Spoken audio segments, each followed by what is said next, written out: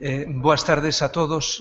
O primeiro, quero darvos a benvida e disculpar a presencia aquí, a ausencia, mellor dito, de don Ramón Villares, que sabedes que é o presidente do Consello da Cultura Galega, por outra ocupación non pode estar aquí hoxe para inaugurar isto, entonces corresponde a mí un pouco facelo en representación súa e como coordinador da sección de música e artes escénicas do Consello da Cultura Galega. Hai moitas cousas que para min son de alegría. Esta é a segunda xornada adicada ao mundo da música popular. O venres pasado tivemos aquí tamén unha xuntanza do estilo da de hoxe, unha xornada adicada sobre todo ás bandas populares. Eu que procedo do mundo da música que chamamos clásica para entendernos, aprender moito porque xa empecé a aprender fai un rato compartindo uns momentos aquí cos ponentes. E despois un segundo motivo de alegría porque vexo unha media de idade verdadeiramente prometedora. Iso quere dicir que a música tradicional está moi viva, que a música tradicional non é algo do pasado, sino que é algo que está en movimento, evolucionando, o que un tipo de música que os que nos dedicamos a outra música máis quizás intelectualizada temos moita envexa do entusiasmo con que a dedicación que tendes os que vos dedicades a este tipo de música. Eu desexo que sexa moi interesante para todos, que sexa a primeira de moitas máis. Seguro que daqui surdirán ideas que poderemos propor ás institucións que teñen a obriga de tomar decisións. Con eso pasolle xa a palabra ao coordinador desta sección, que tamén está conmigo na sección de Música e Artes Escénicas, que é Pepe Ferreirós, para que vos explique un pouco como vai a ser o desenvolvemento da tarde de hoxe. Gracias, Massimino. Ben, eu antes de nada quixera un pouco agradecer e un pouco o recoñecemento dos compañeiros da sección de Música e Artes Escénicas do Consello, a sensibilidade un pouco mostrada hacia esta música, unha música que, como todos sabedes, moitas veces estuvo apartado dos circuitos, chamémoslle así, cultos, porque parece que, bueno, como unha cousa popular, pois non ten, digamos, o peso cultural que se lle supón a outras artes e a outras ciencias. Entonces, xa digo, agradecerlle aos compañeiros da sección, agradecer ao coordinador o interés polo encargo desta coordinación, a Massimino, concretamente, e nada máis, agora dicirvos que o obxectivo desta xornada é un pouco falar e sacar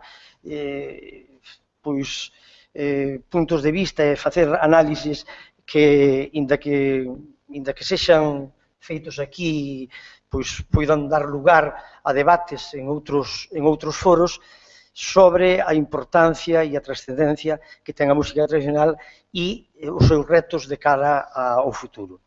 Como sabedes, a música tradicional é unha música que está estreitamente ligada ao ciclo do ano, ao calendario, por tanto, entonces, con moita frecuencia, pois, ten unhas funcións, ten unha funcionalidade, pois, no seu, digamos, no seu contenido moi clara. A música se facía, pois eran cantos de berce, cantos de seitura, as panxoliñas, os mallos, tiña todo moito que ver. Claro, toda esa funcionalidade, como ben sabedes, desapareceu. Hoxe en día, as motivacións desta música non teñen nada que ver coas motivacións que a foron creando, non? A proba máis evidente, pois, témola nas actuacións de agrupacións, xa non só musicales, sino coreográficas, que executan todo ese repertorio fora do seu contexto espacial e temporal que eso tuvo. Evidentemente, xa hai digamos que hai unha disfunción que que o propio discurrir do tempo, pois o cambiou. Entonces, aquí eu quixera que hoxe se viran un pouco as posibilidades que esta música ten en este mundo globalizado, e os retos que ten ante sí, as perspectivas que ten, como podemos os que estamos metidos en este mundo transmitir, pois digamos, o que nos transmitiron a nós outras xeracións e agora transmitilas ás novas xeracións. Por exemplo, eu alégrome, como ben dixo antes Massimino, por exemplo, de que haxa aquí moita xente tan nova. Eso quere decir que hai futuro para toda esta parte fundamental da nosa identidade cultural, que non podemos deixar de ninguna maneira que se perda, porque se perdéramos esta parte da identidade cultural, estaríamos perdendo parte de nós, do que realmente somos. E ese é o motivo principal deste proxecto, desta xornada. Evidentemente, non son eu o que vou explicar todo isto. Para iso, eu penso que os ponentes que van a estar hoxe aquí, tanto os ponentes como os que van a intervir na mesa redonda, penso que teñen bastante máis experiencia e o prestixio e todo como para aclararvos pois as posibles dudas que podades ter, que ao final, nunha mesa redonda, espero que todos participedes, bueno, pois que sexa, digamos, unha xornada a que podamos sacarlle o máximo zume posible. Sin máis, Sí, advírtelle, sí, que isto se retransmite. Sí, eso é unha cousa xusto. Eu me estaba apuntando a Massimino, que ten máis experiencia nestas cousas que eu, que isto, aparte da xente que estades aquí, quero dicir, isto podes estar vendo, porque isto está se retransmitindo en streaming na web do Consello, e aparte despois eso quedará colgado. Quero dicir que a xente que non, por calquer circunstancia, pois non pudo ou non pode acudir, pois que sepa que está aí, se ten interés no tema, pois é unha das ventaxas das novas tecnoloxías, e a música tradicional pois tamén temos que valernos destas novas tecnoloxías. É dicir que na mesa redonda, no coloquio, os que queiran intervir, pois antes de intervir, por favor, que citen o seu nome, se digan que son, porque eso, como queda grabado, pois é un pouco, digamos, unha das normas aquí da casa. Nada máis, con todo isto, agora, pois, paso a presentar o primeiro convidado, exactamente. Ben, cando me encargaron a coordinación destas xornadas, dinlle moitas voltas a que xente podría traer para que nos falase dun tema tan aberto e que ten tantas, digamos, que vías por onde atacar. Entonces, despois de darlle moitas voltas, non sei se acertadamente ou non, o que sí creo, quero dicir, que a xente que ven é unha xente que, bueno, o seu perfil está moi testado de que sabe do que está falando. A primeira persona a que vou a presentar, que penso que para os que estamos metidos en isto da música tradicional non necesita presentación, pero, bueno, como todos estes actos teñen un ritual, pois teño que facelo. É o profesor José Martí, investigador do CSIC, na institución Milá i Fontanals, do CSIC de Barcelona. Estudou antropoloxía cultural en Barcelona e en Göttingen, doutorouse pola Universidade, a Philips Universidade de Marburgo, en Alemania. É un investigador recoñecido a nivel mundial, dá clases magistrales en todas as universidades españolas e estranxeiras, fai investigacións, traballos de campo en diversos países do mundo.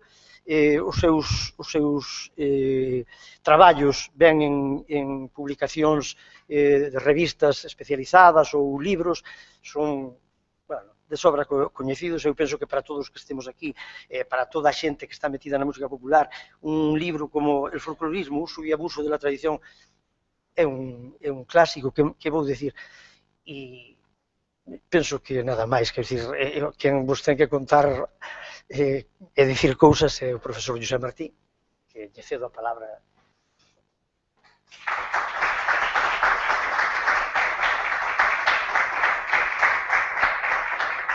Si prefieres esta. Sí, claro, prefiero.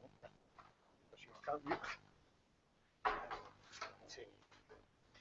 No, pode ser que me confundan a mí con José Martí. Sí.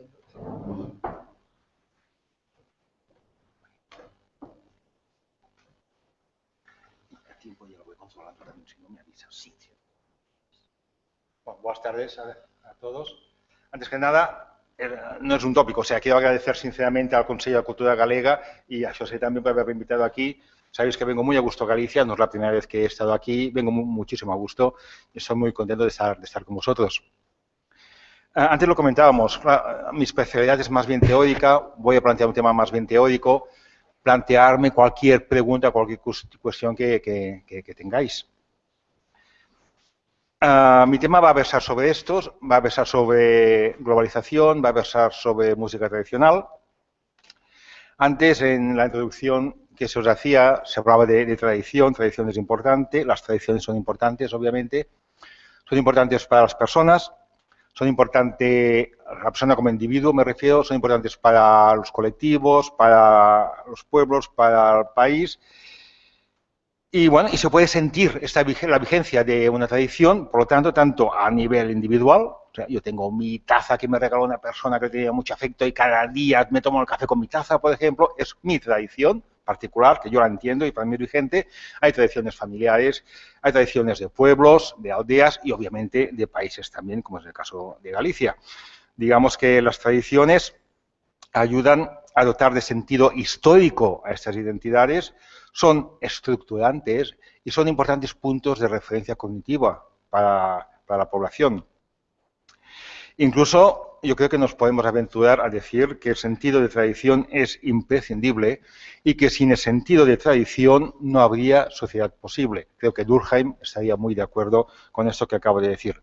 No obstante, también, hablando de tradición y tradiciones, no tenemos que olvidar lo que una vez dijo o escribió el antropólogo francés Jean Pouillon, cito textualmente: la tradición no es tanto un producto del pasado, una obra de otra era que los contemporáneos reciben pasivamente, es más bien un punto de vista que las personas del presente, o sea, nosotros, desarrollan sobre aquello que las ha precedido, una interpretación del pasado realizada en función de criterios rigurosamente contemporáneos.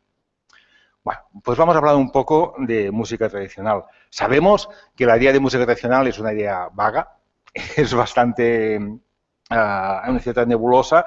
No voy a hablar de eso, podemos discutir después si queréis, ¿no? A mí me gusta mucho hablar de aspectos de definición, no nos vamos a poner ahora en esto.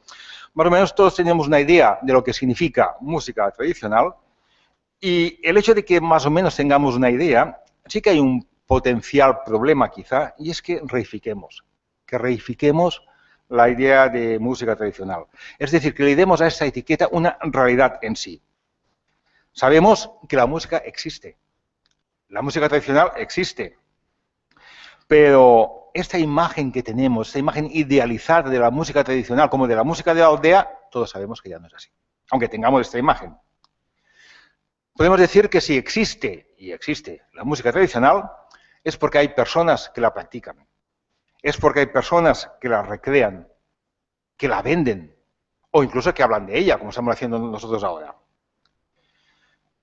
La música, sea la que sea, está siempre ligada a las personas. Y la música tradicional de hoy día, bien poco tiene que ver, o no tan solo tiene que ver, con aquellos viejos músicos de aldea de la Galicia rural. Hoy sabemos que esta línea que hasta hace poco hacíamos, la línea divisoria entre lo que es el mundo rural y el mundo urbano, ha perdido vigencia. hoy no es lo mismo que hace 50 años, no, ni mucho menos de hace 100 años. La gente viaja, la gente ve la televisión, la gente ve Internet, sea aquí en Santiago o sea en una aldea, y vivimos en un mundo globalizado. Por lo tanto, esta música de la que hablábamos ahora, esta música tradicional que se practica, que se disfruta, que se recree, que se vende, de la cual se habla también, hay que entenderla actualmente dentro del marco general de un mundo globalizado. Por lo tanto, cuando hablamos de globalización pensamos siempre en el pop, en el rock, la world music, o sea, músicas del mundo, etcétera. Seguro que sí, son ejemplos paradigmáticos. Pues no solo ellos, también la música tradicional vive en este mundo. Por lo tanto, hoy la escena de la música tradicional no puede ignorar que estamos viviendo en un mundo globalizado. Y no lo puede ignorar porque esta globalización incide, por ejemplo, muy poderosamente en las prácticas musicales.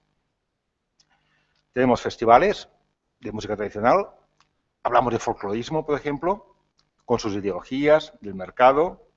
Incide también en ideas y valores sobre esta música tradicional, ideas y valores que subyacen a estas prácticas. Y lo que es muy importante también, incide en la audiencia, o sea, en la gente que la escucha, la gente que la practica. La globalización incide en todos estos aspectos.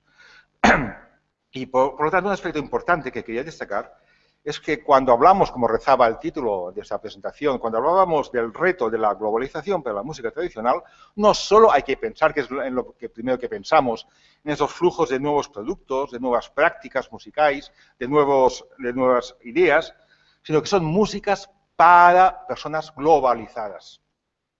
Por lo tanto, para personas, para individuos, para una audiencia, para un público, con unos conocimientos, con unos intereses, con unos gustos y valores muy diferentes a los que tenía la gente hace 100 años.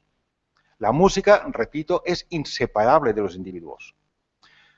Yo no escucho, entiendo o valoro de una misma manera, pongamos una foliada, por ejemplo, si vivo en un entorno típico o vivía en un entorno típico de aldea, o si vivo en medio de un ingente repertorio de diferentes músicas, como es el momento actual. El individuo aldeano no es el mismo que el individuo globalizado. Y el actual especialista de música tradicional no es el mismo músico de aldea del siglo XIX. Hoy, esos músicos, estas personas especializadas, navegan, y navegar es la mejor palabra más indicada hoy día, ¿no? Navegan por diferentes escenas musicales. Te puede escuchar a Madonna, te puede escuchar a los viejos Beatles, a la Joan Baez si queréis. Son gente que va o que puede ir al conservatorio, que te hace piano, te hace instrumentos de tipo tradicional. Y, bueno, de ahí la importancia de entender lo que es la globalización. Recordemos solo un poquito a qué nos referimos cuando hablamos de este concepto. No sé si conocéis al músico Baaba Maal, es uno de mis músicos preferidos, un senegalés que hace una música fantástica. En una entrevista, o sea, Baaba Maal, como tantos otros músicos, se mueve dentro de esta dicotomía tradición-modernidad. Y ante una de las preguntas del periodista, dijo lo siguiente, cito literalmente: ahora, cuando haces música, no lo haces solo para tu sociedad, lo haces para todo el mundo. El mundo es un planeta único que es como decir una gran aldea. Debes demostrar que has aprendido en tu casa y combinarlo con lo que es tu experiencia en la vida. Las personas viajan, van a la escuela y se enteran de lo que sucede en otras partes del mundo. Miran la televisión, leen periódicos y todos nos vemos involucrados en lo que sucede en el mundo. Tienes que ser un africano hablando al resto del mundo o un americano hablando al resto del mundo. Fin de la cita.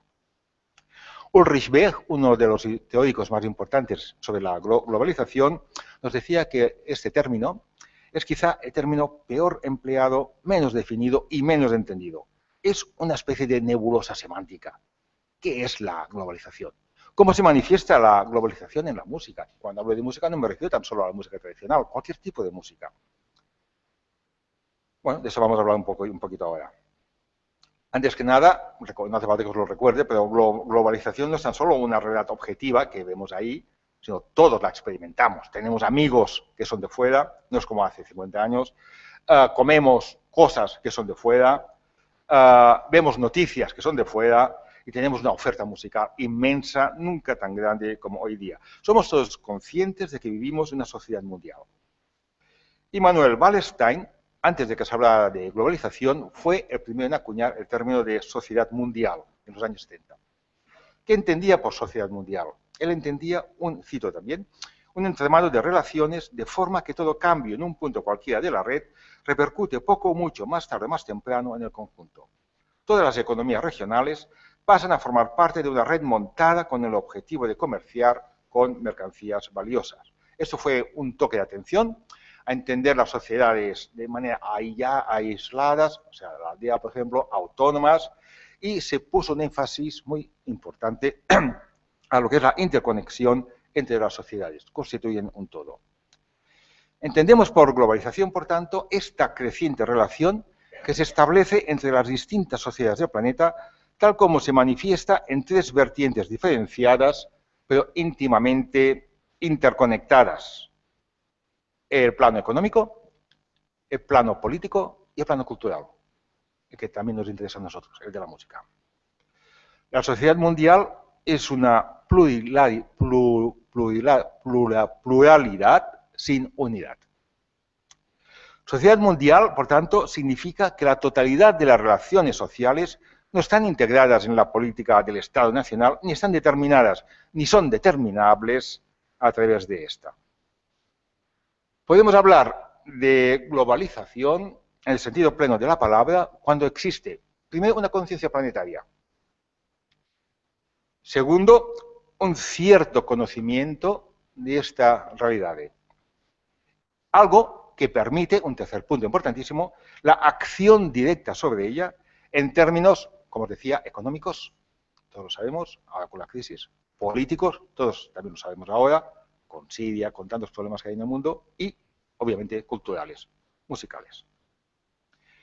Lo que está claro, tal como afirma Ulf Hanners, un teórico también de la globalización, es que hay dos aspectos que parecen establecer especialmente las reglas de juego en la organización cultural y son bastante diferentes ahora, a principios del siglo XXI, de lo que habían sido anteriormente: la movilidad de los seres humanos y la gran movilidad de los significados y de las formas significativas a través de los medios de comunicación. Se puede decir que actualmente, en palabras del sociólogo Anthony Giddens, somos la primera generación que tiene acceso a una era global.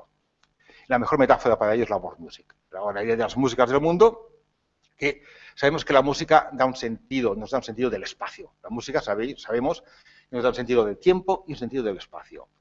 Y es obvio que el espacio vivencial de las personas hoy día, repito, no es lo mismo que hace 50 años. Hace 100 años quizá el espacio vivencial puede ser el de la aldea. Antes en la comida que teníamos hablábamos de esto.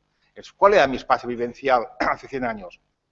Era mi calle, eran mis 4 casas, quizá los 4 prados que tenía alrededor. ¿Cuál es nuestro espacio vivencial actualmente? Va mucho más allá, de ahí.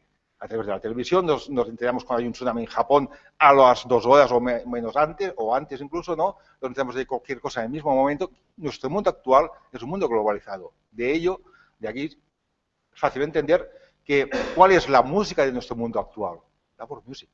La música es del espacio, ¿no? Desde nuestro espacio vivencial, real o virtual. Bueno, todos somos conscientes, pues, de las importantes implicaciones de la globalización a nivel económico, a nivel político. De ahí que se hable y también no se hablaba de un movimiento antiglobalización, ¿no? Algo que no tiene sentido. Por eso se cambió después por el movimiento altermundista.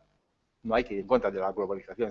La globalización es como la electricidad. Hay muchas maneras de utilizarlo. La electricidad la utilizamos para vernos y también para eliminar personas de la silla eléctrica. Lo mismo pasa con la globalización, ¿no? Pero lo que nos interesa ahora son las importantes repercusiones culturales, que son enormes. La globalización de la cultura se caracteriza por el encuentro, por un lado, entre personas inscritas en culturas fragmentadas, locales, arraigadas en el largo curso de la historia y por otro, bienes y servicios puestos en el mercado por industrias recientes y globalizadas, en virtud de sistemas de intercambio y de comunicación de gran capacidad. En el ámbito de la cultura, hablar de globalización implica también, o nos pide, tener que hablar de industrias y políticas culturales. Y de ahí que tengamos también que hablar de interculturalidad. ¿no? Para el antropólogo Néstor García Canclini, que quizá os sonará, ¿no? También ha escrito mucho sobre la globalización desde el punto de vista cultural, para él la globalización sin la interculturalidad es un OCNI, es decir, un objeto cultural no identificado. Interculturalidad es importante, pues, para entender lo que es la globalización. No voy a hablar mucho de ello porque no tenemos tiempo, pero solo quizá un muy pequeño resumen para deciros de que hay prácticamente, o sobre todo, básicamente, dos modelos diferentes para explicarnos el impacto cultural de la globalización. Uno, el más viejo, más arcaico, es aquel que nos hablaba de aquella creciente americanización, de la McDonaldización y homogeneización, ¿no? Como consecuencias, causas y consecuencias de la globalización. Es aquel modelo que nos hablaba de imperialismo cultural, según el cual las diferencias locales resultan fuertemente erosionadas y se hablaba de una racionalidad capitalista genérica desarraigada. Un segundo enfoque, posterior, crítico con el primero, un poco más optimista quizá, nos hablaba de esta compleja relación entre lo global y lo local. De ahí que, dentro de este enfoque, se hablase también de glocalización, un término que no inventaron los académicos, sino que inventaron los hombres del business japoneses, ¿no? Pues se habla de globalización, ¿no? Esta relación global, ¿no? Piensa globalmente, actúa localmente, o a la inversa, cuyos resultados, para nuestro ámbito, para el ámbito de la música, son, por ejemplo, la homogeneización.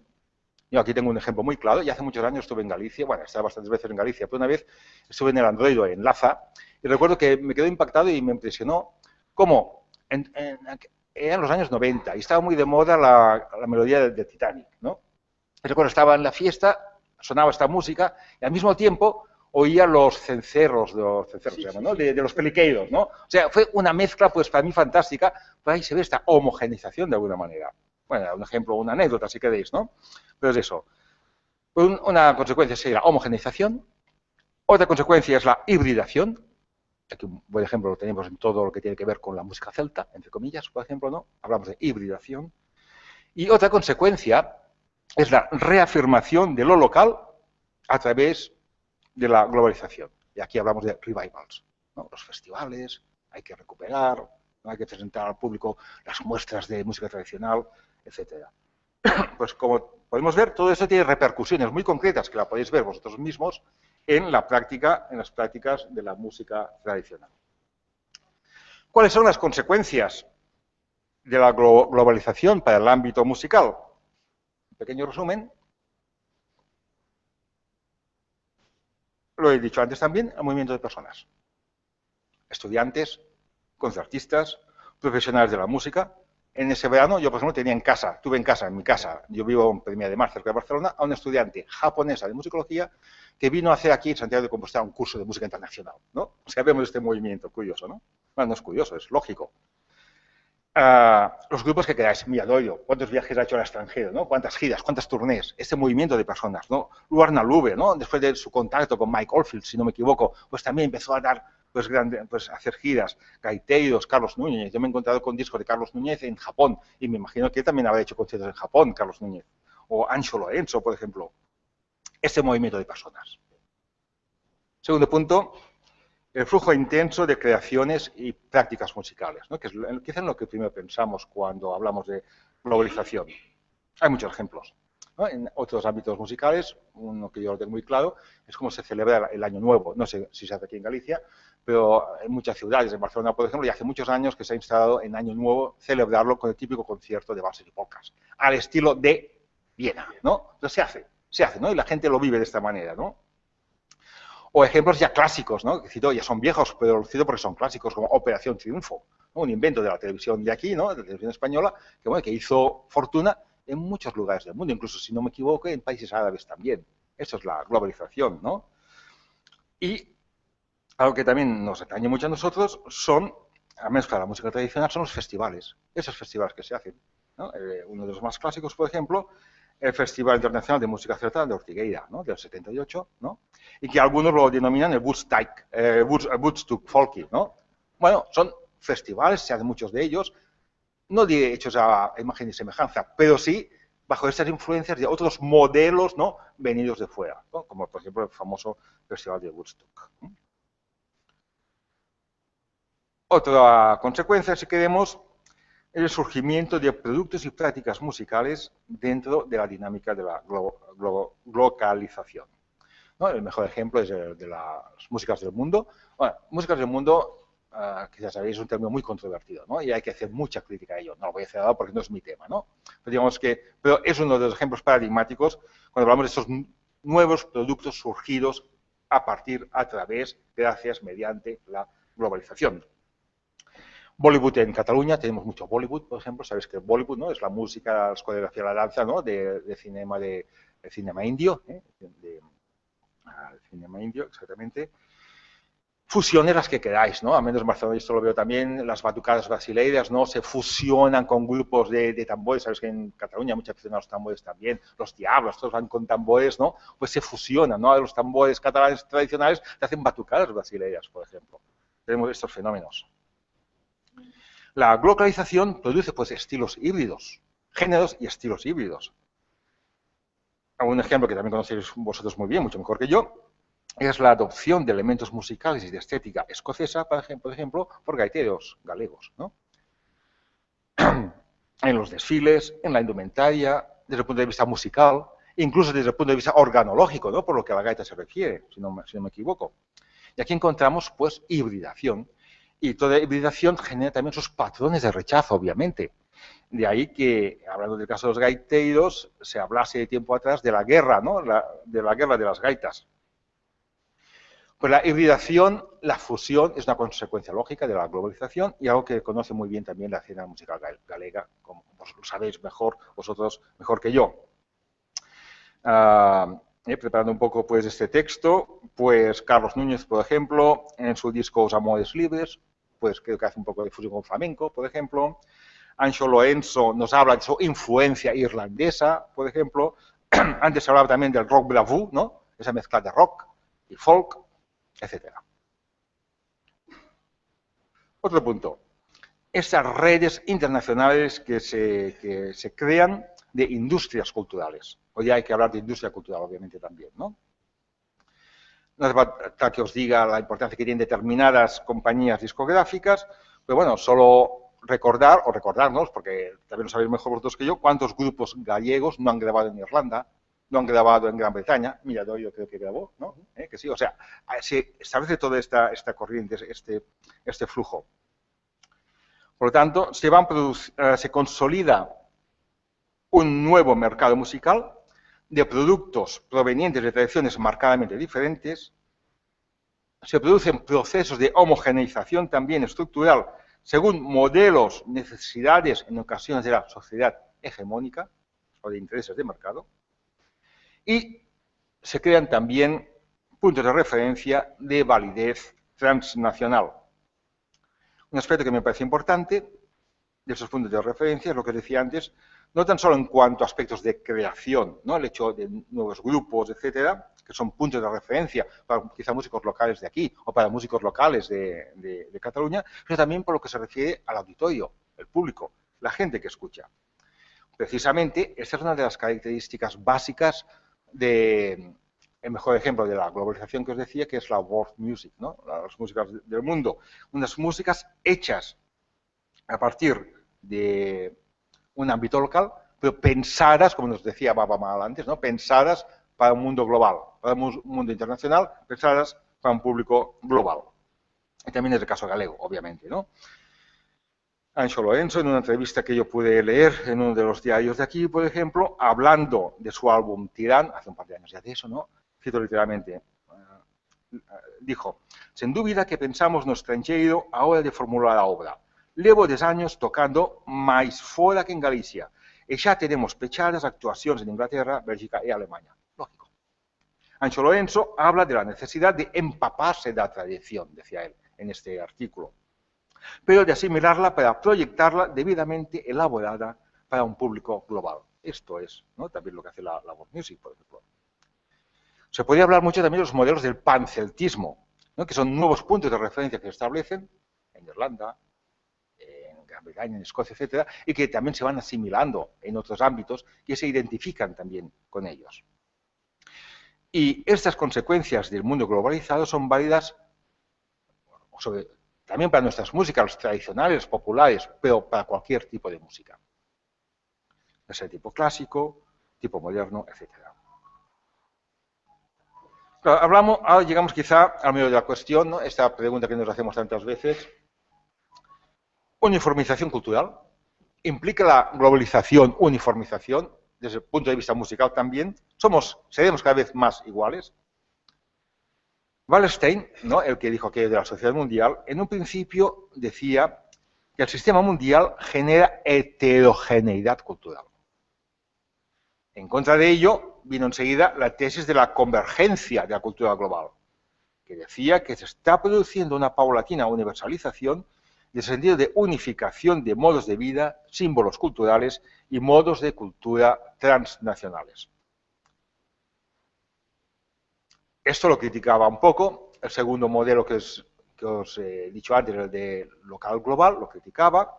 Decía que no, es que la globalización no tan solo significa deslocalización, implica también relocalización. Por lo tanto, hay respuestas locales a estímulos globales. Nos lleva a la hibridación. Todo eso es riqueza cultural. Lo que os decía antes, reafirmación de lo local, revivals, y se afirma que que la globalización genera heterogeneidad cultural. Pero todo esto hay que relativizarlo. A mí me gusta siempre explicar esto a partir del ejemplo del caleidoscopio, que me parece muy ilustrativo. Digamos, imaginémonos el mundo, diferentes sociedades, diferentes culturas, ¿no? Diferentes músicas, cada cual es un caleidoscopio, una estructura, con sus colores. ¿Qué es lo que hace la globalización? Hace esto. Tenemos muchos más colores, porque hemos sumado diferentes caleidoscopios. Por tanto, hay más heterogeneidad, evidentemente, pero tenemos una única estructura. Por lo tanto, globalización enriquece a nivel de superficie, pero empobrece, uniformiza a nivel de estructura.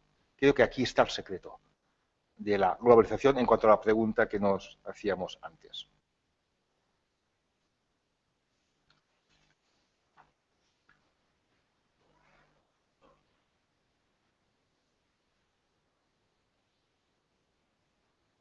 Aquí tenemos quizá un ejemplo también. No sé si conocéis este anuncio, ya es viejo, es de la Coca-Cola.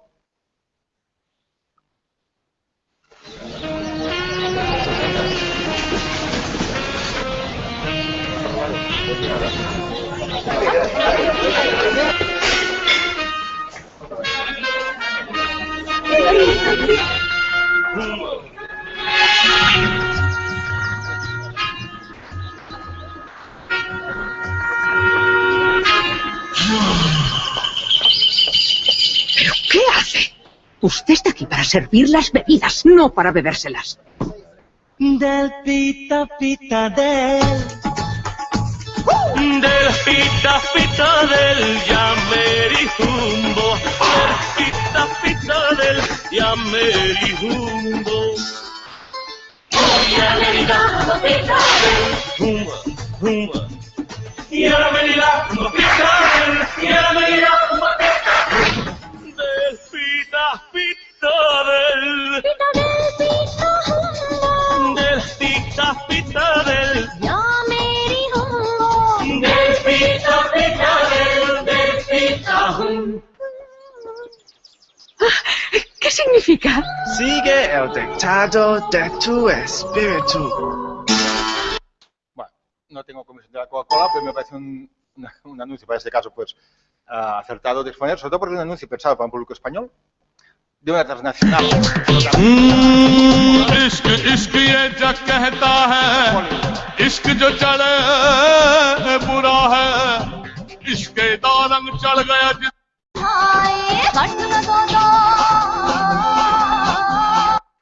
Por si no lo conocías, o si quizás sí que lo conocéis. O sea, es eso. Aquí vemos esa riqueza, si queréis, esa heterogeneidad, ¿no? Un producto transnacional de origen norteamericano, de Atlanta, para un público español, pero que te utilizan pues música de Bollywood, que sabéis que la música de Bollywood es muy híbrido, también es algo muy híbrido. O sea, estamos aquí una gran riqueza, si queréis, de manifestaciones culturales, pero una única estructura, una música pensada con unas funciones determinadas, con unos valores muy determinados, para vender algo muy determinado. Se podría haber hecho este anuncio también con música country, por ejemplo. No hubiese sucedido nada, ¿no?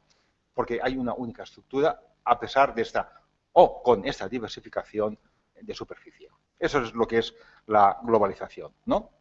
Por eso, repito, lo que antes nos decía Babamal, que decía, ahora cuando haces música no lo haces solo para tu sociedad, lo haces para todo el mundo. Y con la música pasa lo mismo que con otros ámbitos de la cultura, la culinaria, por ejemplo. No sé, McDonald's, todos sabemos lo que es un McDonald's, ¿no? ¿Todos sabemos lo que es un McDonald's? Pues bien, en Cataluña y en otros sitios de España, creo que en Grecia quizá también, no sé si conocéis la Pans & Company, ahí por aquí también. Bueno, la Pans & Company es según el modelo de la McDonald's. Es exactamente, digamos, en la Pans & Company tú encuentras bocadillos, pues típicamente españoles, el de tortilla de patata, de jamón serrano, jabugo, lo que queráis. O sea, la superficie es así, o sea, hay riqueza, pero estructuralmente exactamente lo mismo que McDonald's. Es exactamente lo mismo, ¿no? La eficiencia, la higiene, el precio, incluso la estética también de las tiendas. Eso es lo que es la globalización. Y porque estamos hablando de música, pero podríamos hablar de cualquier otra cosa cotidiana de la cultura, como es la comida, y también nos encontraríamos, desde el punto de vista estructural, con las mismas características. Eso es globalización, ¿no? El rock catalán de los años 80 tenía mucho que ver con eso también, lo que os decía antes de celebrar el Año Nuevo con valses y polcas, las emisiones radiofónicas, incluso de radio clásica, también, ¿no? Se van adaptando a unos modelos globalizados. Hoy día son diferentes, hace quizá pues 20 años.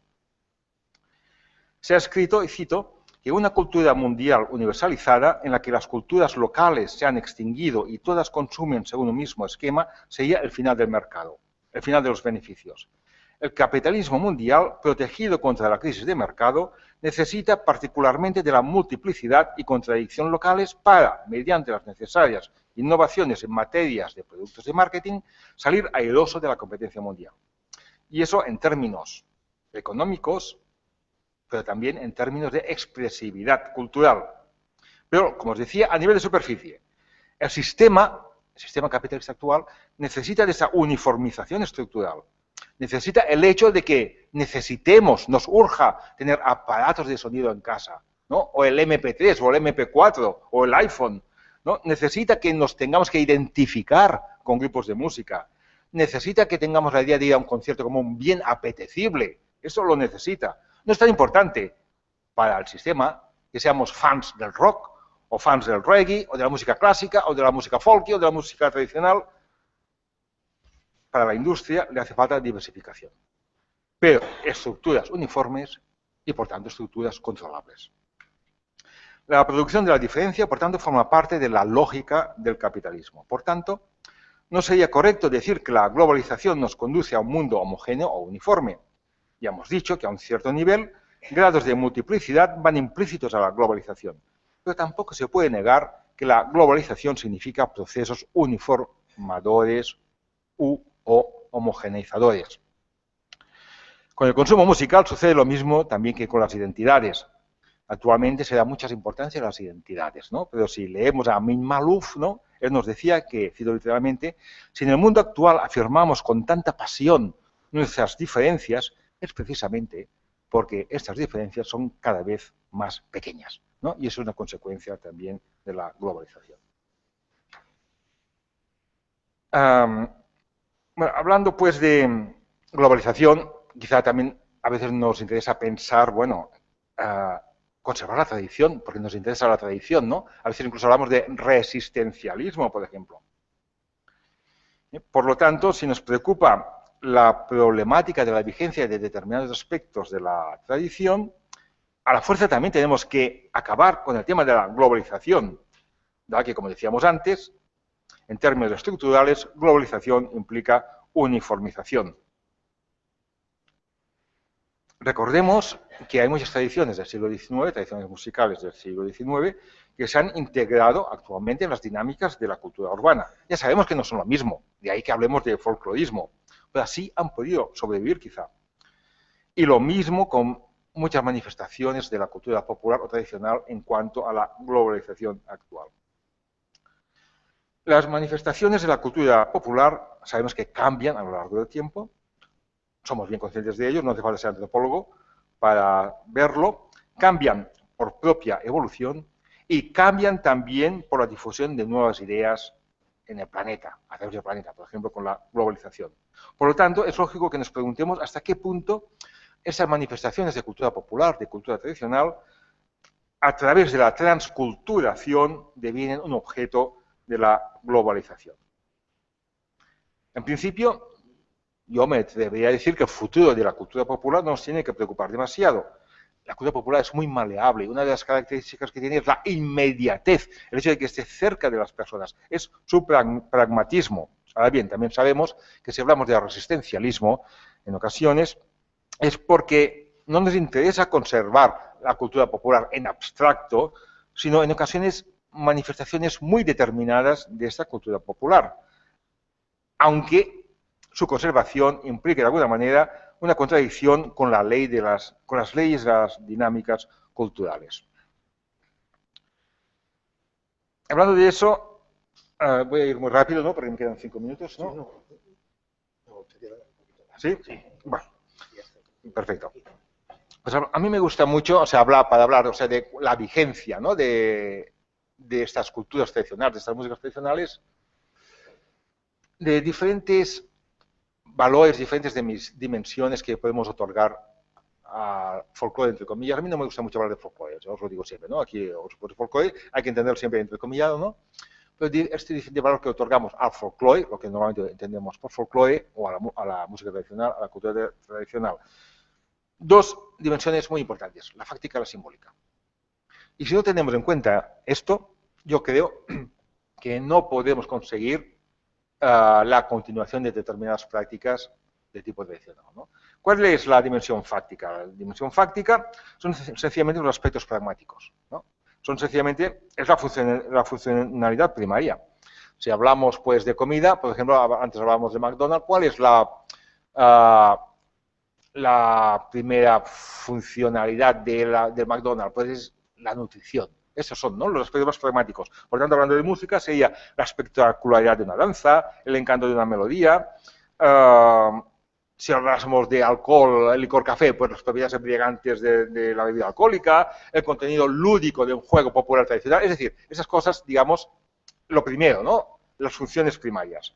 Pero no hay que olvidar nunca la dimensión simbólica, que puede ser tan o más importante incluso que la dimensión primaria, ¿no? En ocasiones de mucho mayor peso, ¿no?, que la dimensión fáctica. Por ejemplo, haciendo trabajo de campo, me encuentro en más de un municipio, en Castellón, por ejemplo, la importancia que se da al rosco bendecido de San Blas. La fiesta de San Blas, ¿no?, se hace pues en la ermita de San Blas, no sé si aquí también se hace lo mismo, se hace, bueno, como una romería, ¿no?, y se reparte a los que participan en la misa en honor a San Blas, pues unos roscos de pan de San Blas.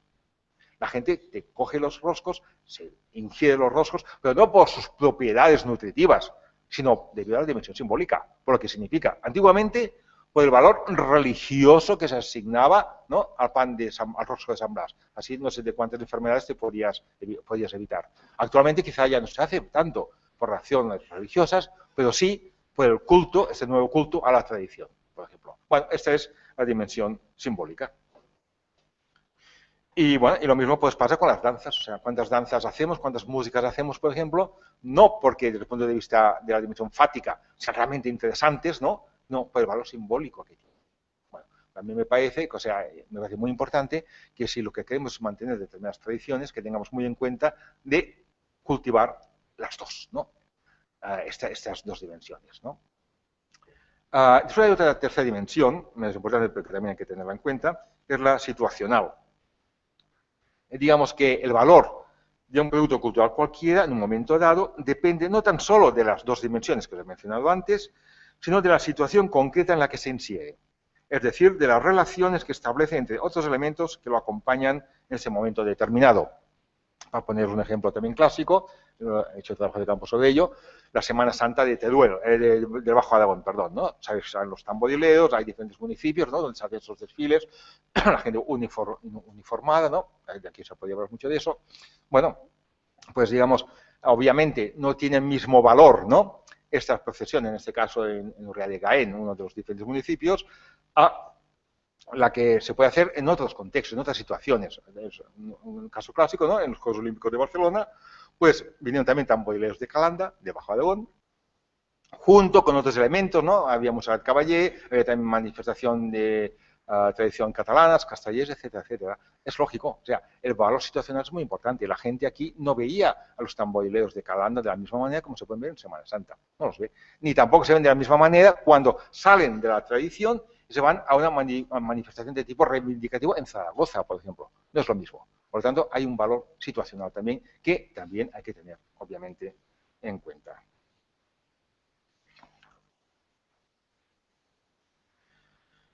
Bueno, pues llegando al final, quizá como conclusiones, quería recalcar, voy a repetir algunas ideas más importantes, que creo que son más importantes de lo que os he dicho hasta ahora. En primer lugar, entendemos por globalización esta creciente relación que se establece entre las distintas sociedades del planeta, tal como se manifiesta en las tres vertientes diferenciadas, pero íntimamente interconectadas: la económica, la política y la cultural. Un segundo punto. La relación dinámica que se establece entre lo local y lo global hace que hablemos de glocalización, es decir, de la relación dialéctica entre lo global y lo local. Los resultados de esos procesos de globalización para el ámbito musical-cultural se pueden resumir, repito, en homogeneización, hibridación y reafirmación de lo local a través de la globalización. Tercer punto. La globalización produce diversidad a nivel de superficie, pero homogeneización a nivel de estructuras, algo que me parece muy importante. Cuarto punto.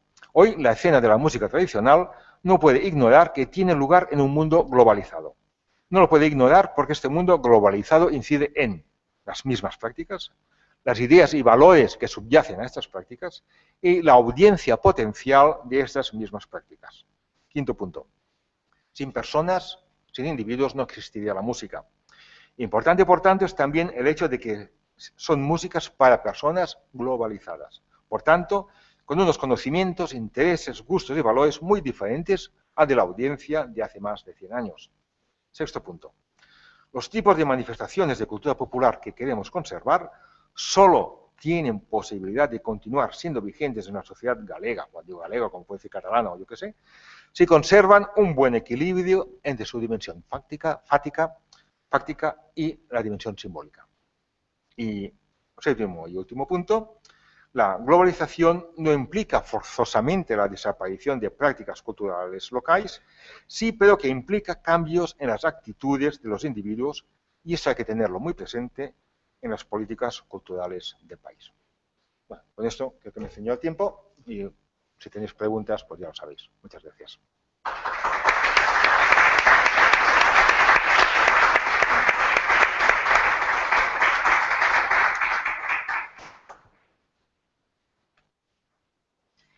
As preguntas, como dixo o profesor Martí, se as hai, deixámolas para a mesa redonda, o sea que agora vamos a continuar co siguiente ponente, que presentará un compañeiro da sección, Sergio, que che cedo aquí o...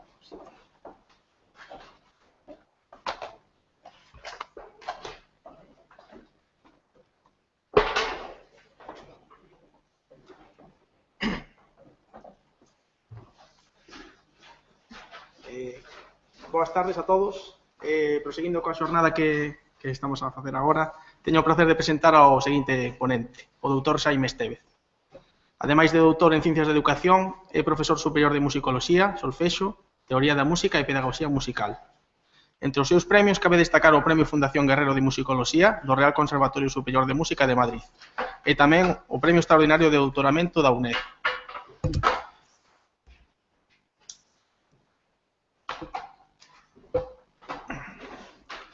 No ano 2012, a Asociación de Gaiteiros Galegos edita a súa metodoloxía infantil para a gaita galega baixo o título de Son do Fol, e que supuso a primeira proposta pedagóxica desta característica en Galicia. Ademais, ten editados libros e artigos en revistas pedagóxicas e é colaborador na Televisión de Galicia, na Radio Galega e tamén asesor dos Cefores. Actualmente é xefe de seminario e profesor de música no Instituto de Educación Secundaria Álvaro Cunqueiro, onde ademais foi xefe de estudos e director. Sen máis preámbulos, deixo vos co seu saber. Grazas.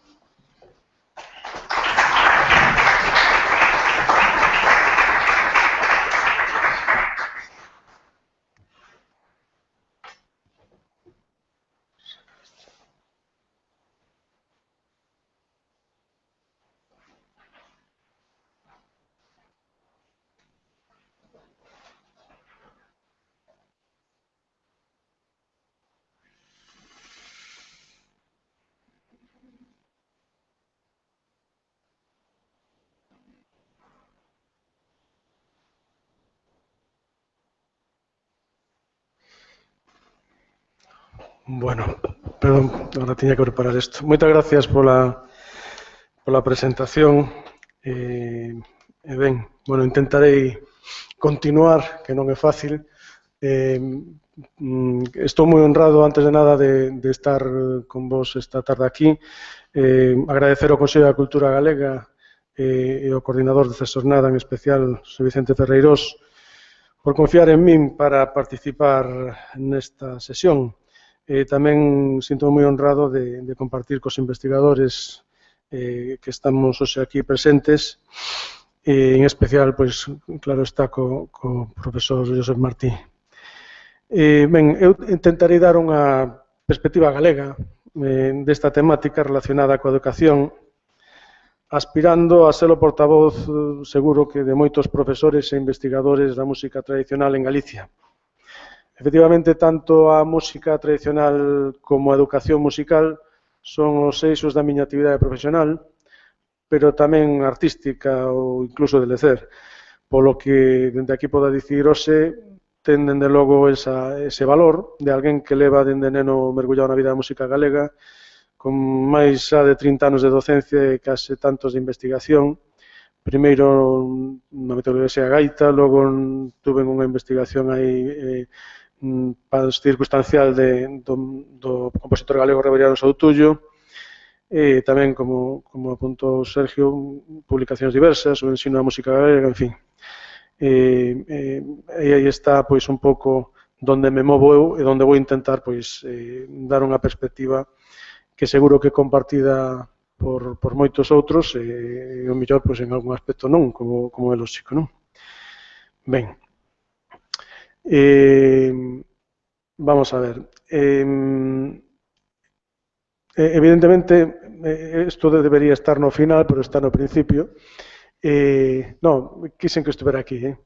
Non, quero decir que sempre está claro que sobre a música tradicional e o folclore en xeral hai estudiosos e estudios que son os que nos inspiran e sirven de punto de referencia. Eu puxen aí algúns por comentar, pero lógicamente ten que haber moitos máis. Desde reflexiones como a de Miguel Manzano xa nos anos 90, bastante pesimistas sobre o folclore musical e o seu futuro en España, por suposto o profesor Martí, con moitas das súas ponencias e artigos e libros para reflexionar sobre este fenómeno. Un interesante artigo moi referenciado do profesor Luis Costa sobre a práctica pedagógica en música tradicional, no que el amosa xa fai 10 anos unha preocupación que eu comparto polo uso pertinente da música tradicional na educación. Tamén quero nomear como referentes un estudio interesante da Fundación Son de Seo no 2006 que chama o Libro Branco da Educación na música tradicional galega, facendo un estudio pois interesante de hasta máis de 600 profesores, digamos, que non oficialmente, pero sí realmente pois imparten música tradicional en algunhas das súas especialidades, non? Depois hai moitísimos artigos que surdiron das universidades galegas, como este de Cultura, Tradición e Desenvolvemento Rural na Universidade de Vigo, moitísimos artículos sobre a importancia do folclore musical como práctica educativa, por exemplo, o que referencio aí como de Azar e Arévalo. Hai monográficos moi interesantes, como este que se fixo na Revista Galega de Educación no 2010, un monográfico sobre a música tradicional na educación. E tamén quería reseñar, antes de empezar a falar de todo o demais, o proxecto Rosel das Universidades Galegas en torno ao ano 2007 e seguintes, que intentou poñer en valor moitos aspectos da cultura tradicional e tamén da educación. Bueno, en ese son marcos que me gustaba referir.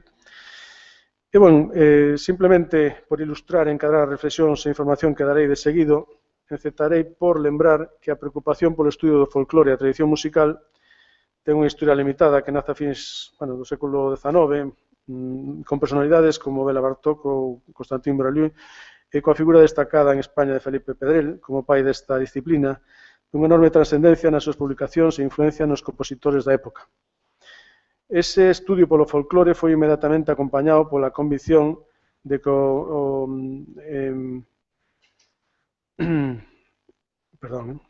que o medio de preservar e potenciar esta riqueza cultural dos povos e mesmo o de capitalizar a súa riqueza intrínseca era artellar un sistema metodolóxico en torno a estas músicas para incluíla no ensino. Algúns, como Kodály, concentráronse nun único folclore e país, outros, como Orff, adoptando o máis pertinente das distintas músicas do mundo para crear un instrumentario e repertorio pedagóxico asequible ao ensino dende o principio.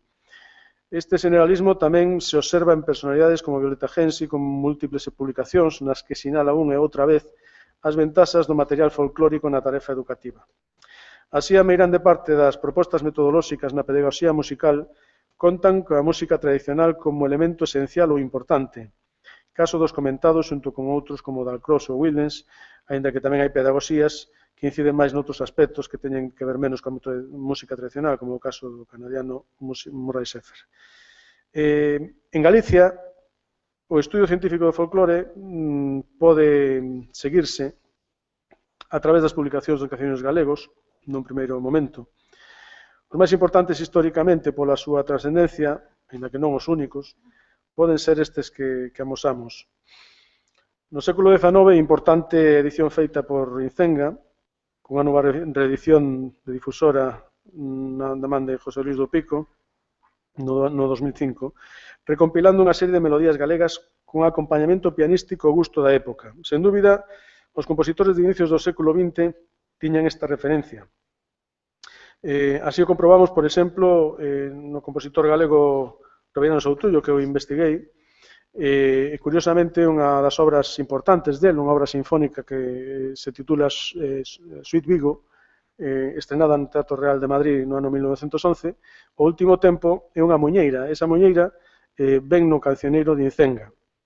E curiosamente tamén os grupos folk usan esta mesma fonte. Seguindo co mesmo exemplo, é curioso comprobar como o grupo Mato Congrio, que no ano 92 reunía, pois, entre outros, a Carlos Núñez, pois abrían o seu disco con esta muñeira de Incenga e, curiosamente, aseguraban que nunca antes se houbera feito algo así, cando, como vemos, 81 anos antes, pois Soutullo había incluído na Suite Vigo. Aínda que Castro San Pedro, seguindo xa con outros cancioneiros, como Baligay, con Torner, comenzaron os traballos dos respectivos cancioneiros con anterioridade, hai que agardar hasta 1942 para que Xosé Filgueira Valverde se encargue da edición do cancioneiro de Castro San Pedro, e ata 1973, hasta que Baligay logra tamén ver impresa a súa edición. Ambas baixo o patrocinio da Fundación Barría de la Maza, que, felizmente, no ano 2007 volve a reeditalos coa coordinación magistral do profesor Carlos Villanueva. Os inicios do movimento folk, e ainda antes o movimento coral, pero o movimento folk a partir do 78, beberon avidamente destas fontes. O grupo máis importante do folk instrumental galego, Milladoiro, foi quen de facer múltiples adaptacións e versións de melodías destes cancioneiros que callaron definitivamente na memoria colectiva de Galicia inteira. Situación na que afondaron unha e outra vez moitísimos grupos nos anos 80 e 90 e mesmo no século no que vivimos. Non é menos importante a súa referencia para o repertorio coral galego ou as edicións pedagóxicas con contigo musical galego que utilizaron sistemáticamente estas fontes. A esta situación únese no ano 1985 a impresionante edición e traballo de investigación de Doroce Xúbar e Antón Santamarina, do seu cancioneiro galego en 10 volúmenes, con material sonoro anexo, tamén editado pola Fundación Barrié e recentemente digitalizado, e que representa hoxe a máis copiosa documentación sobre a tradición musical galega, o que volve a provocar un resurdimento no novo repertorio utilizado, con froitos editados xa baseados nel. Como unha mostra, hai unha edición infantil do ano 2006, pero Gato 24, o digo porque me gusta moito esa grabación, que usa sistemáticamente, sobre todo, o cancioneiro de Doroce Xúbar como fonte principal para estas grabacións. Pero, bueno, Centrándose na aprendizaxe, ou como fora na música histórica ou tradicional galega, como era a realidade de educación ou formación dos músicos da tradición en Galicia? Bueno, pois temos datos para asegurar que ata a segunda metade do século XIX o máis probable é que a formación musical tiña ou ben as características propias da aprendizaxe dun oficio, hai documentos que así o certifican en canto a gaita ou a zanfona, é dicir que só o que xa tiña un oficio de músico, porque así lle interesaba, trasladaba ao aprendiz os seus coñecementos dun xeito progresivo, do mesmo xeito que en calquera outro oficio, por aprendizaxe observacional, no que non se podería falar dun método de ensino en de que sí de aprendizaxe, aquel que o aprendiz tiña que desenvolver pola súa conta. Tamén existía a vía da formación religiosa, é dicir, o ingreso dunha capela ou escolanía, moitas veces para poder entrar no clero. Polo tanto, ou ben era un oficio ou ben tiña que ver coa formación que a Igrexa podía proporcionar aos seus educandos.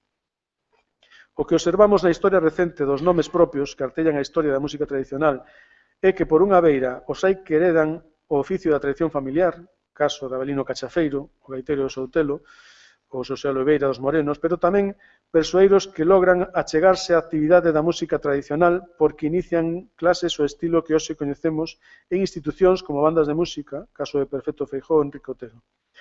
Ou ben con un gaiteiro da zona, caso de Faustino Santalices ou Ricardo Portela, que ambos tamén confésanse autodidactas. E outros unindo tradición familiar co inicio das clases, como pode ser o caso de Emilio Corral.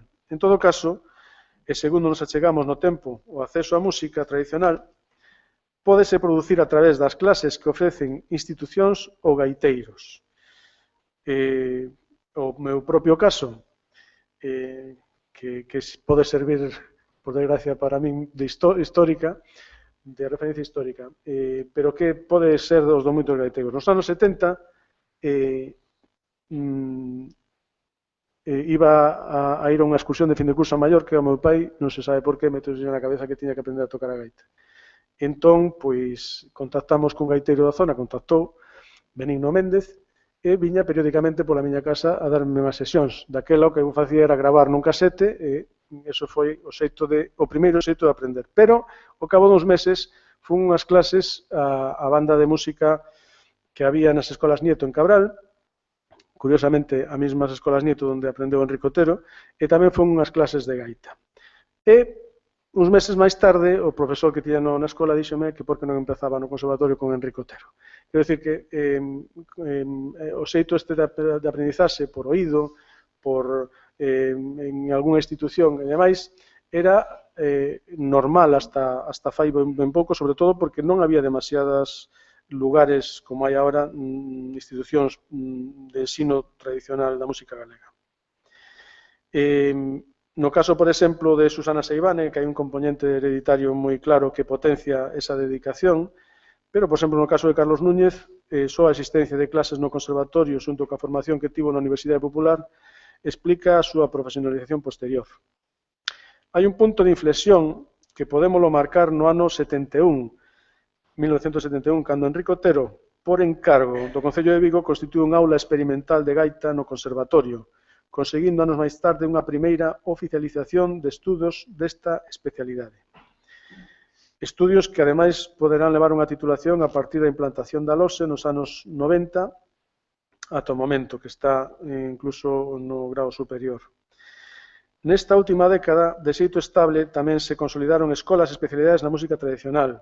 Hai moitos exemplos, a ETRA de Vigo, dirixida polo esmilladoiro Rodrigo Romaní, a Central Folk de Lalín, levada, entre outros, por Ixía Pedreira, ou a Escola de Lugo, promovida pola Asociación de Gaiteiros, a Aula Gómez Mouro de Ourense, a Escola de Gaitas da Deputación de Ourense, asociacións como a do Fiadeiro ou Cantigas de Agarimos, ou incluso propostas privadas como a de Bellón Maceiras en Fene.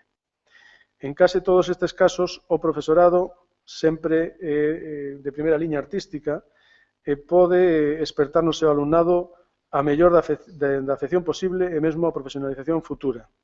Se ben, é certo que non hai unha tradición pedagóxica todavía demasiado amplia, a calidade artística do profesorado realmente, maioritariamente, é alta.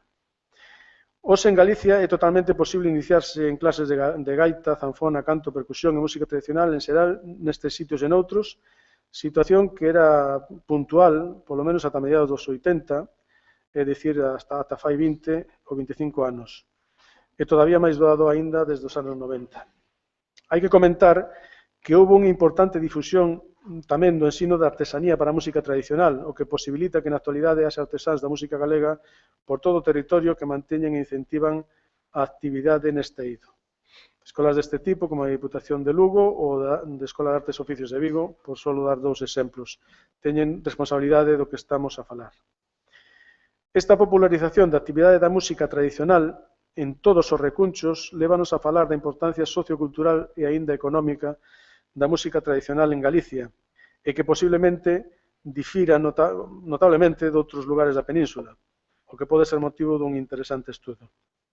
O libro branco da educación, que comentaba antes, na música tradicional, publicado no 2006 pola Fundación Son Deseo, aporta datos importantes a que asegura no seu estudo a existencia de máis de 600 persoas dedicadas ao ensino da música galega dun xeito informal e sen control estatístico ata ese momento, coas implicacións que iso poda ter. Fixándonos un pouco nas metodoloxías existentes para a gaita, se ven, aquí non están todas, porque despois falarei do fenómeno especial da editorial dos acordes e as súas publicacións para a gaita, pensando na escaseza relativa de propostas metodolóxicas en xeral, que recollan a implícita investigación pedagóxica dos moitos docentes da música tradicional que xa hai, vou determe un instrumento máis importante de Galicia e as achegas metodolóxicas que se deron, o que tamén nos pode facer comprender o estado da cuestión e a evolución que houve, non?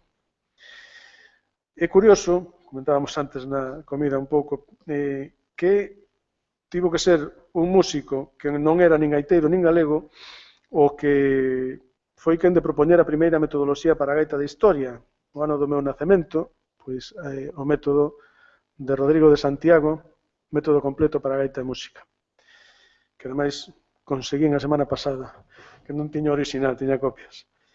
Bueno, pois Rodrigo de Santiago é un músico moi importante, director da banda da Coruña, el era de orixe vasca, parece ser que era chistulario, o sea que teña unha sensibilidade cara á música tradicional, e, según as súas propias palabras, non había nada en Galicia escrito sobre a gaita e el, bueno, pois, digou que atreveuse a facer esta metodoloxía que, lóxicamente, ten un corte, digamos, un esquema propio dos outros instrumentos de banda de música, non?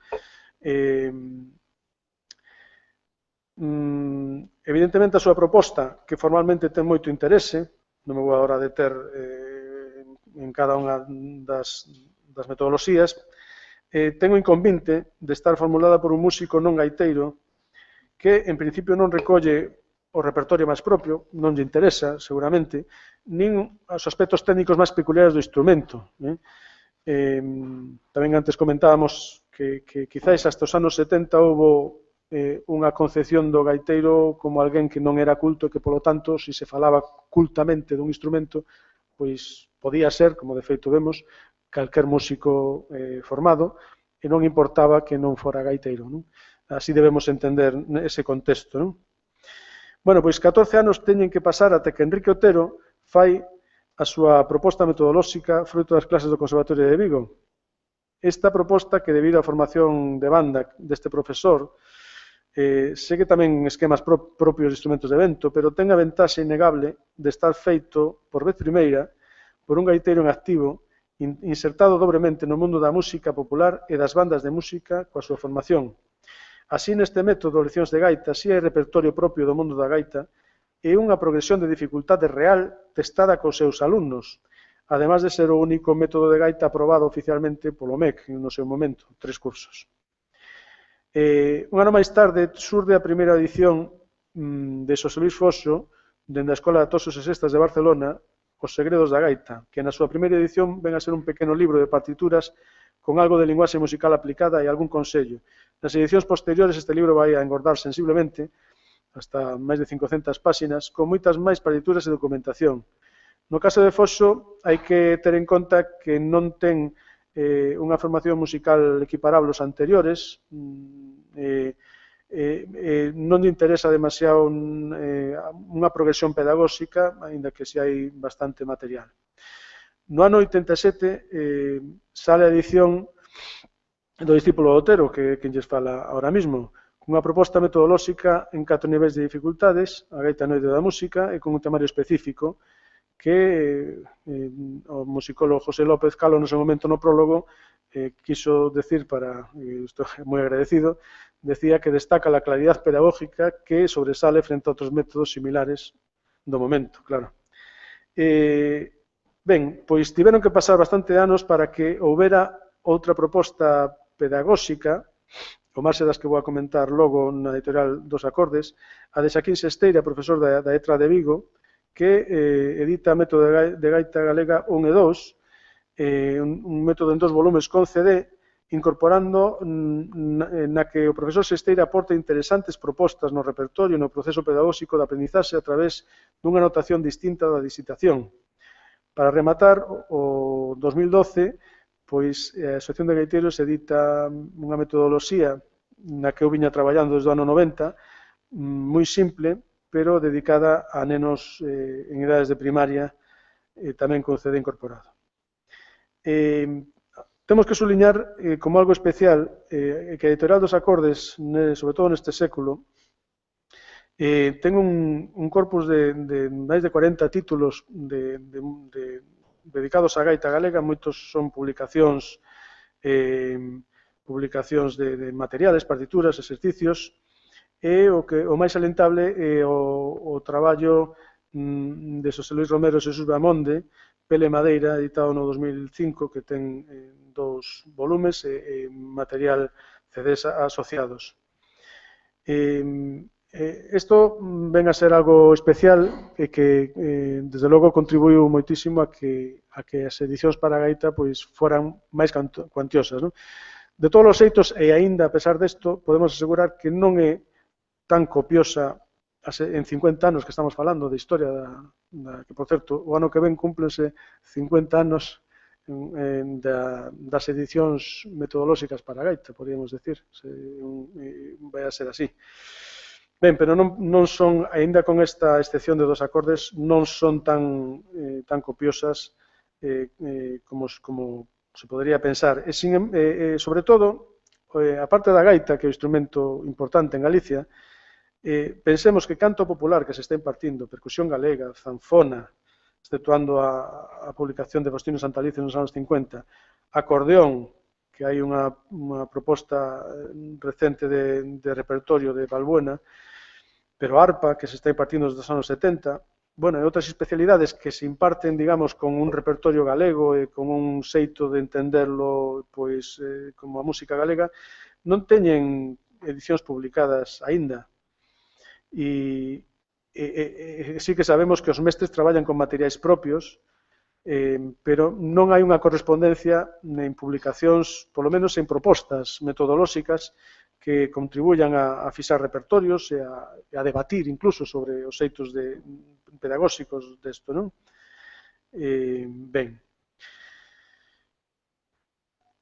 hai materiais que, sin ser libros, métodos, eu quería, simplemente vou comentar algúns rapidamente, que realmente son moi educativos. Para min, por exemplo, esta edición do ano 88 da Escola de Artes e Oficios de Vigo, dirixida naquel momento por Antón Corral, Instrumentos Musicais Populares Galegos, ese triple CD, LPs, eran vinilos, en que tamén se editou en cinta, en casete, en CD, realmente é un traballo moi aproveitable e que non ten, para min é o traballo sonoro de instrumentos galegos referencia, non? Tanto pola data en que se publicou como pola calidade que se editou e pola xente que participou aí.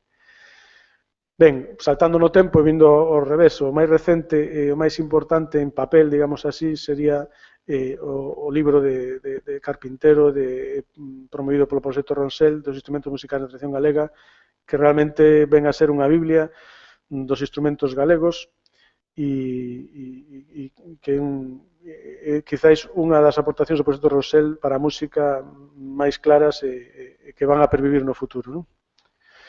Quero tamén nomear rapidamente, porque non hai tempo para máis, Por exemplo, a editorial Ouvimos ten unhas edicións moi interesantes, desde os itinerarios histórico-musicais de 14 localidades que fixeron, hasta as fotografías sonoras de persoeiros da cultura galega, hasta rescatar as grabacións históricas dos grupos de música galega como os Gaiteiros de Soutelo, e incluso recentemente unha proposta sobre a historia da música galega.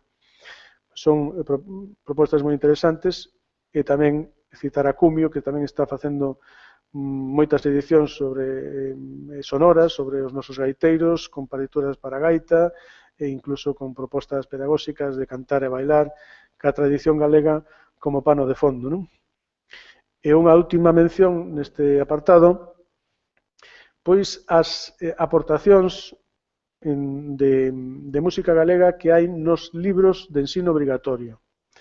Aquí sí que teño que comentar que é certo que hai unha presencia real da música galega nos libros de ensino obrigatorio. Sin embargo, é unha opinión miña, creo que aí é un dos puntos, unhas propostas que vou a facer logo, creo que sería mellorable o material usado. Creo que falta investigación educativa neste eido e que os materiais non simplemente ocupen páxinas, senón que o fagan ca pertinencia necesaria, como reclamaba o profesor Luís Costa xa fai 10 anos, non? Ben, isto sería para outra ponencia, pero os medios de comunicación realmente son moi importantes neste proceso educativo de música tradicional. Hai exemplos que todos coñecemos, os que vivimos aquí, moi interesantes, que quedan aí para a historia, dende logo. Pero eso debía ser un camiño que non se abandonara, que por desgracia parece que polo momento non se vai a seguir. Bueno, eu non sei se teño tempo para moito máis, porque tiña aquí, como sabedes que a miña especialidade son as grabacións da música galega, quería dedicar 2 minutos, isto sería motivo de outra ponencia distinta, da importancia das edicións sonoras e o seu papel educador. Só vou a pasar as diapositivas porque non hai tempo para máis, porque quero despois facer as conclusións, non?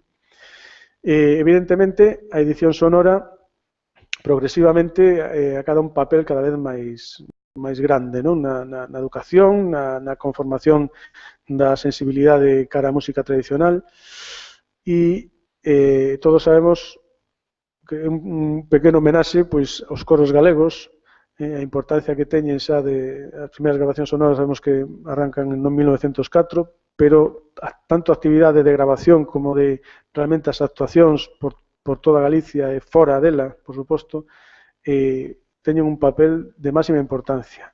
O das bandas de música, que con acerto se dedicou unha sesión a semana pasada, é impresionante a labor pola música galega tamén, pero por outras moitas facetas da cultura e da sociedade. En fin, iso está aí presente. Por suposto, os grupos de gaitas e percusións que amenizaron durante moitos anos e a veces eran os únicos a cantidade de festas que había por toda Galicia. Bueno, isto ten a canción protesta dos anos 60, o Voces Teibes e demais, hai unha conexión, digamos, ca universidade, non? Porque foi aquí no ámbito universitario donde tuvo unha importancia primordial pois esta canción protesta que tamén se deu en outros sitios de España como Cataluña e fora de España, non? Na universidade xestouse este movimento que tamén tuvo unha importancia no seu momento, inda que Voces Ceibes, hai que decirlo, o folclore importalle pouco nun primeiro momento. Non era ese, si a cultura galega, non o folclore. Despois, moitos, xa cara despois ca democracia, pois reorientaron un pouco a súa música, non? O pobo galego ten unha importancia. Hai moita xente da música tradicional que non lle interesa o pobo galego, é legítimo que non lle interese. Sin embargo, grupos como os Tamara fixeron un traballo dentro do pop moi digno pola cultura e incluso pola música galega, non? Que sempre estuvo aí presente. Fixadevos que estes 3 artistas, hai moitos máis, teñen máis de 200 títulos editados. A importancia, sobre todo os Tamara, pero Ana Quiro tamén editou cerca dun 100 de discos. E Andrés do Barro tuvo un momento no que foi o máis coñecido do Estado español, non só de Galicia. Non? Por suposto, o folk galego ten unha importancia vital desde os anos 70, co folk vocal Fuxen os ventos, a roda, o folk instrumental capitaneado por Milladoiro e seguido na década posteriores por grupos importantes como o Arna Lubre, o Regueta e moitísimos outros. O que se comentaba antes de o rock galego tamén tuvo a súa importancia, aí podemos falar dunha hibridación entre o que é rock e o que é galego, pero sí que a houbo e sí que tuvo unha importancia. Un fenómeno importante, curioso, que foi nos anos 90, a finais dos anos 90, xurden estrelas, é dicir, estrelas pero individuais na música galega. Isto non era tan así hasta ese momento, é dicir, había, por exemplo, Milladoiro era un grupo recoñecido e coñecido por todos, pero era un colectivo.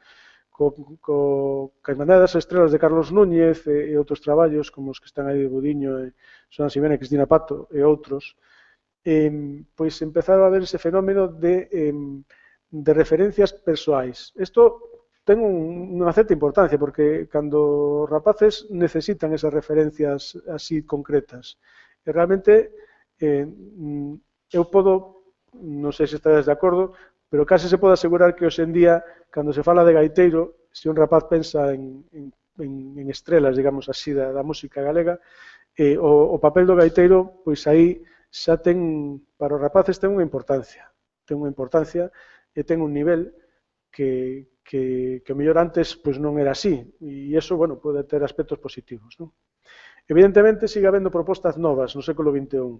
Por exemplo, a Orquestra Folk Son de Seu é unha proposta novedosa deste século que ven dado por unha evolución, porque hai moita xente, moitas escolas, porque xurde esa idea, e tamén hai outras ideas, como son pois as propostas dos arpistas. A arpa habería moito que falar sobre a arpa, porque eu lle chamo un fillo adoptivo da tradición galega, porque realmente non hai fotografías de vellos arpistas en Galicia, pero desde os anos 70 e pico, máis ou menos, sí que hai unha presencia da arpa no imaginario musical galego que entronca ca Idade Media e co Pórtico da Gloria que temos aquí ao lado, non? É dicir, pode haber aí unhas conexións histórico pois interesantes que están funcionando.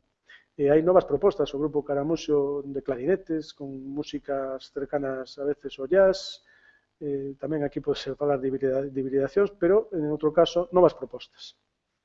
E xa, se houbera moito tempo, pois o que é a música infantil, as edicións de música infantil que arrancan do ano 78 con Suso Bahamonde, Os sonos na gaiola, o 79 María Manuela, despois nos anos 80 está o fenómeno Cantareliña, de concursos para nenos en galego, o fenómeno televisivo de A cantar con Xabarín, que realmente tuvo importancia, e no século XXI sigue habendo moitas propostas moi interesantes, aí están a imaxen de Meniños Cantores, que é unha proposta feita a cabalo de Portugal e Galicia polo colectivo Ponte nas Ondas, e o que nomeaba antes de Pelogato 24, que está baseado no cancionero de Dorothy Sugar. Ben, quero entón rematar. Teño 5 minutos, como está a cousa? Sí. Quero rematar con, vou a decir algúns aspectos positivos, algúns aspectos preocupantes da situación na educación da música tradicional e despois unhas propostas que seguramente na mesa que teñamos pois poden ampliarse e comentarse. Ben, a música tradicional en Galicia ten circunstancias favorecedoras para a súa pervivencia no tempo e para que posibiliten a educación das novas xeracións. Fronte á desaparición de gran parte da vida tradicional que provocou as cantigas e melodías, temos tamén novos contextos no que a música tradicional galega faise imprescindible. Algúns anecdóticos, pero non por iso desdeñables. A tradición segue viva en centos de seráns ou festas populares por todo o país e festas do ciclo do ano como magostos, cantos de reis ou maios.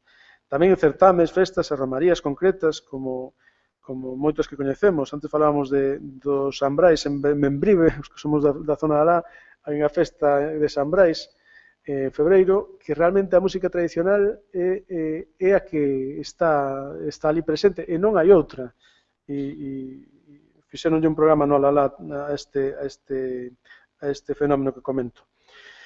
Lugares e datas onde a música tradicional galega é absolutamente imprescindible e non hai outra posible. Xunto a isto, nos centros educativos tamén temos, cando menos, 2 departamentos comprometidos coa música de raíz. Galego, o Departamento de Galego, e o Departamento de Música, polo que eu sei, maioritariamente. Polo que implementar actividades que teñan que ver coa música tradicional non debe ser difícil, é incluso natural. Por isto, tanto o ensino obrigatorio como o que non o é, ten colaboradores naturais no profesorado máis sensibilizado que nunca ante a tradición como ferramenta educativa. O feito de ter idioma propio e sistema de autogoberno tamén deberían ser apoios para consolidar e incentivar a música tradicional, unido aos medios de comunicación que tamén deberían facelo. A rede de asociacións culturais existentes en Galicia nas que a música tradicional ocupa un lugar significativo, senón principal, é outro pilar sobre o que se asenta un futuro esperanzador. Non debemos esquecer que existe unha vertente de actividade económica ligada a esta parte da cultura que permite que o compromiso de centos de persoas sexa tamén por ser o seu medio de vida. Así as cousas, en Galicia temos unha tradición viva, cando menos en certos lugares e situacións, que contribúen a conformar a identidade propia e a elevar a autoestima dun pobo. Fronte á deshumanización e o avance do lecer tecnolóxico, a música tradicional é hoxe máis que nunca un contrapeso real que precisamos, un contrapeso que une as persoas de distintas idades e condición social, que é unha das características para mí máis importantes da música tradicional. E para rematar esta reflexión positiva, pensar tamén na dimensión que aporta a existencia de quintas provincias galegas por todo o mundo, coa necesidade de seguir manifestando a cultura propia e trasladala aos seus heredeiros como parte do seu patrimonio distintivo. Preocupante, evidentemente, existen tendencias sociais, económicas e ata políticas que ameazan en certa medida a pervivencia ou normalidade das diversas manifestacións da música tradicional. Está claro que hoxe é menor o peso específico da tradición musical na vida cotián. A urbanización, a pérdida de contextos noutrora propiciatorios das manifestacións musicais tradicionais e a globalización que posibilita ter máis preto a vista o doutras culturas e permite vivir sen coñecer de primeiras as propias raíces culturais. As leis do mercado tampouco favorecen a promoción dunha cultura minoritaria, sobre todo cando outras máis poderosas conviven preto. Demasiadas veces os medios de comunicación manteñen só o pintoresco ou accesorio sen crer na potencialidade verdadeira do patrimonio material. Outra eiva que temos é a desgraza de que certa política e políticos consideran que defender a cultura tradicional é cousa de opcións políticas distintas á súa, sen existir un consenso sobre a importancia deste patrimonio a marxe de outras políticas. Sería máis que desexable que os cambios políticos non afectaran as políticas sobre a cultura tradicional galega e a educación, xa que son temas que non poden ser xestionados coa miopía dunha legislatura e por iso debería haber un pacto de país sobre eles ou polo menos un consenso. No campo educativo é posible que haxa profesorado con insuficiente formación que non saiba compatibilizar tradición cos novos tempos e provoque a desaparición do propio mentras sostén a bandeira da tradición.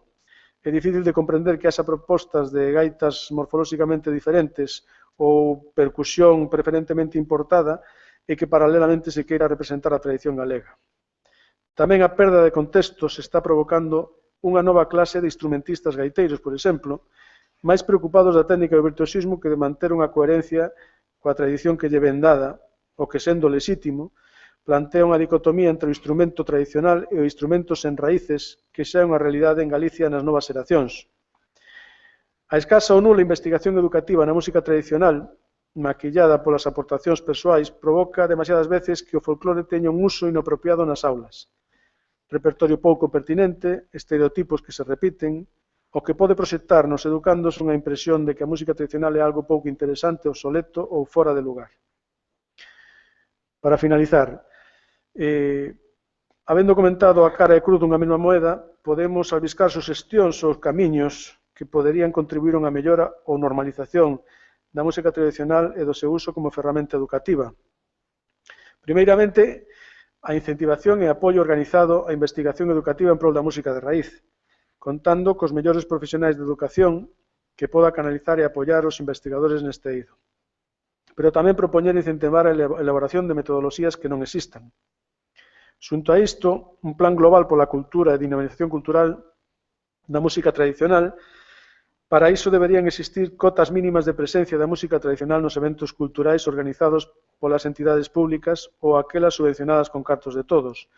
Non é moito pedir que as festas do país dediquen un mínimo a música de raíz, como en moitos casos xa se fai. Neste plan tamén entra o papel dos medios de comunicación que deben manter os programas de cultura tradicional.